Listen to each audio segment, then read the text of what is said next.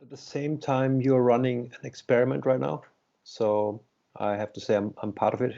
So Yeah. you're making a group where you can explore personality. So, Exactly. That's the laboratory we're in. yeah. So do you have any hopes that for anyone that could like actually like tear away their personality? Well, do you know what's interesting, Marcus, is like there's two things that goes on. I find myself in this role, right, of a kind of some kind of spiritual teacher.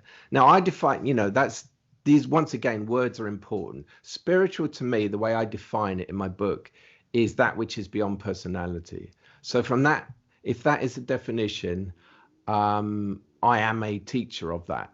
Okay. Because I am sharing this and talking about it and writing about it. So, you know, there's two parts to this job. There's one where I'm talking like we are now in more general terms about what this is and trying to describe it and convey what it is. So there's that.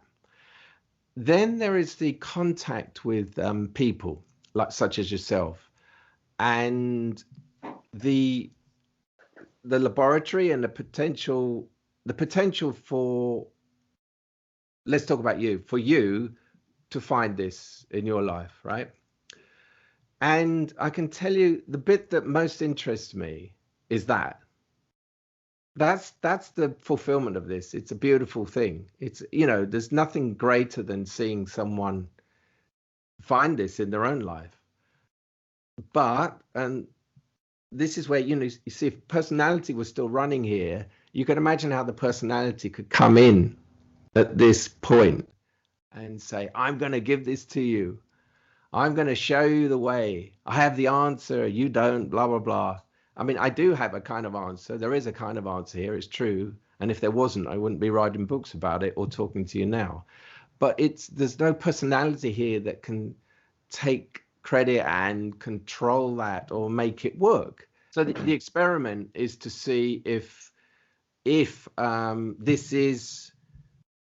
can be kind of passed on in any way, if this flame can be kind of lit in, for example, you. And how does that happen? Well, I don't know. Apart from, I start by the sharing of things like I'm sharing today. And then for me, there's a much deeper level, right? We have started working one-to-one a bit because it's the application of this in a particular life is the point of contact for everyone.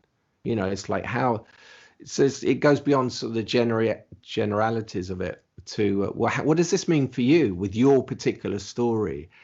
And if we can kind of get in there and look at that, that's where you can move forward in a way that can bring a real experience of this in your life rather than just, oh yeah, that's a concept I like. That sounds good. Okay, so do you have any experience of this? Yeah, absolutely. I mean, from my experience, the way out of the grip of personality awareness and of like my own personal agenda, blah blah blah, and suffering from it is it's not straight and it's not like uphill. It's not like okay, it's getting better, it's getting better, it's getting better. It's more like it's very painful. You're running away from emotions. You're running away from feelings that have a reason, like they are blanked out for a reason. Yeah. And so at many stages of that process, you're basically down on the floor, broken, sad, crazy. And then at that stage, it is extremely dangerous, I would say, for oneself to be dragged back in by a group personality to be convinced that no, you have to like build up your personality structure again. Like you have to pretend that's how it is. You have to make like a structure in your day, and eventually like pretend to be a person until you believe it, and then continue life. But when you have a group as this experiment that you're running, and even when you only have those books, then you begin to understand that this is a framing of group personality. The group personality just frames life as necessarily run by a personality, but it is not essentially so.